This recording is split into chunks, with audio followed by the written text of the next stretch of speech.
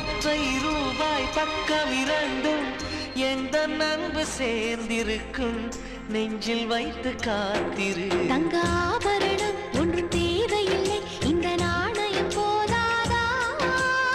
தடுப்பு மனதை தங்குமச்சி மேல் பதுக்க முடியாதா? செல்வச்சீதரமே நீ சிரிக்கையிலே பல சில்லறை சிதறி விழும். செலவு செய்திட நினைத்தால் கூட இதயம் பதறிவிடும்.